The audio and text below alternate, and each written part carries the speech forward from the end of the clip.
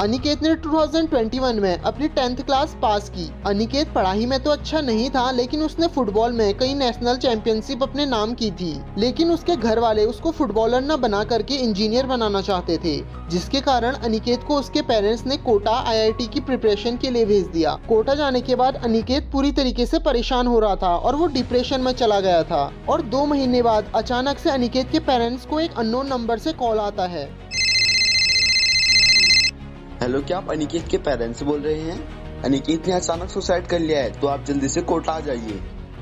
Indian education system अब तक का सबसे कॉम्प्लिकेटेड टॉपिक, लेकिन ऐसा क्यों? इसे कौन कॉम्प्लिकेटेड बनाता है? हम, आप या हम सब? हमारे कंट्री में क्यों एक स्टूडेंट अपने पैशन को नहीं चुन सकता? क्यों वो आर्ट्स, साइंस और कॉमर्स की जाल में फंस जाता है? क्यों हमारी सोसाइटी साइंस स्टूडेंट्स को जीनियस समझती है और क्यों आर्ट्स और कॉमर्स स्टूडेंट्स को नालायक? क्यों इंडिया का हर एक स्टूडेंट अपने करियर को डिसाइड करने से पहले 100 बार सोचता है कि क्या उसके पेरेंट्स उसके गोल्स को अचीव करने में उसका सपोर्ट करेंगे या नहीं? क्या एक गवर्नमेंट जॉब ही एक स्टूडेंट का आखिरी लक्ष्य होना चाहिए? क्या केवल इंडिया में इंजीनियर्स, डॉक्टर, IAS या CAs या फिर IIM की डिग्री लेने वाले स्टूडेंट्स ही होने चाहिए? क्यों हमारी इंडियन मेंटेलिटी यह कहती है कि हमारे बच्चे एक गवर्नमेंट स्कूल में एडमिशन ना लेकर के एक हाई-फाई स्कूल में एडमिशन लें? हमारे इंडिया में गवर्नमेंट स्कूल्स में कोई पढ़ना नहीं चाहता, लेकिन पढ़ाना जरूर चाहते हैं। लेकिन ऐसा क्यों?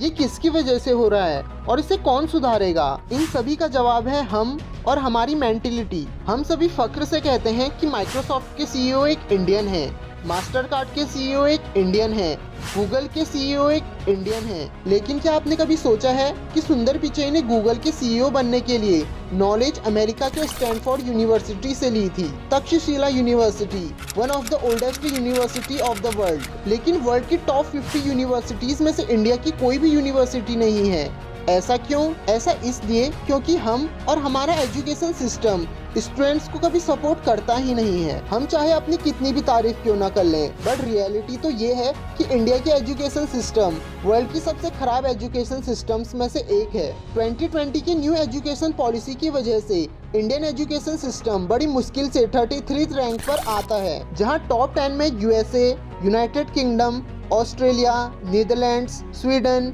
France, Denmark, Canada, Germany, Switzerland और 11th में जापान आता है। हमारे देश की पॉपुलेशन इतनी तेजी से ग्रो हो रही है और इसी पॉपुलेशन के लिए हमारे इंडिया में फ्यूचर में अर्निंग के लिए कोई भी रिसोर्सेस ही नहीं है। लेकिन हम रिसोर्सेस और एटमॉस्फेयर बना सकते हैं अगर हमारी इंडियन सोसाइटी स्टूडेंट्स को जॉब मांगने वाला न बना करके जॉब्स देने वाला बनाए, उनके गोल्स को अचीव करने में उनका पूरा सहयोग दें। चाहे वो कुछ भी क्यों ना बनना चाहे, तो फ्यूचर में कोई भी अनएम्प्लॉयमेंट से नहीं जूझेगा।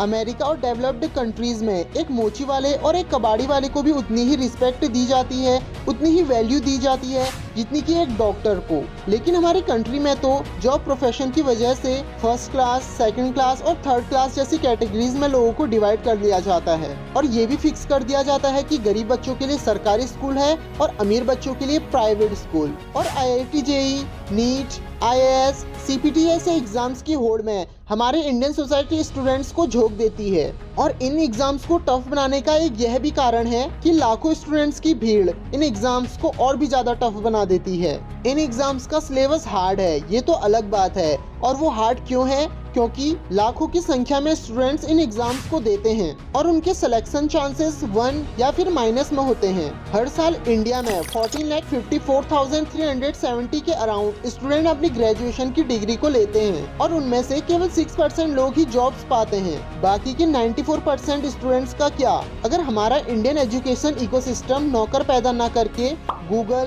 Apple, Microsoft, Nike, Amazon, Samsung, Nestle जैसे और भी ब्रांड्स को खड़ा करने की सोचे, उनकी तरह बड़े इंडियन ब्रांड्स बनाने का सोचे, तो इंडिया का पॉवर्टी रेट 36.6% नहीं रहेगा। अब मैं ये नहीं कह सकता हूँ कि इसको सुधारने में गवर्नमेंट ने कोई भी प्रयास नहीं किए हैं। 2020 की एजुकेशन पॉलिसी ने स्टूडेंट्स को एक नई दिशा देने का काम किया है। हमारा इंडिया वर्ल्ड की top 5 unicorn startup producing countries में टॉप 3 रैंक पर आता है और आज के समय पे हर एक इंडियन यूथ को खुद का स्टार्टअप लॉन्च करने की उमंग है। आज इंडिया नहीं बल्कि सुपर इंडिया बन रहा है। इंडिया को developed, super power, well educated और सेल्फ डिपेंडेंट कंट्री बनाने में मुझे आप सभी की जरूरत है, क्योंकि हम आप और हम सभी मिलकर इंडिया को एक बेटर इंडिया बना सकेंगे। क्यों ना हम और हमारे स्टूडेंट्स अपने गोल को खुद अचीव करें, अपने पैशन को खुद चुनें। हम रटने पर फोकस ना करके प्रैक्टिकली किसी भी चीज को समझें तो कितना मजा आएगा। मैं क्लास 11th कॉमर्स का स्टूडेंट हूँ,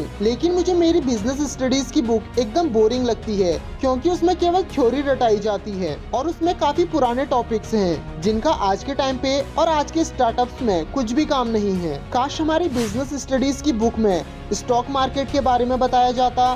काश हमारे बिजनेस स्टडीज की बुक में ट्रेडिंग और बिटकॉइन के बारे में बताया जाता तो कितना मजा आता। लेकिन मुझे पक्का भरोसा है एक दिन ऐसा आएगा जब सब कुछ बदलेगा। बुक्स का सिलेबस भी बदलेगा, लोगों की पुरानी मेंटेलिटी भी बदलेगी और अपना इंडिया भी बदलेगा। तो दोस्तों, ये थी इंडियन एजुकेशन इकोसिस्टम की एक छोटी सी कहानी।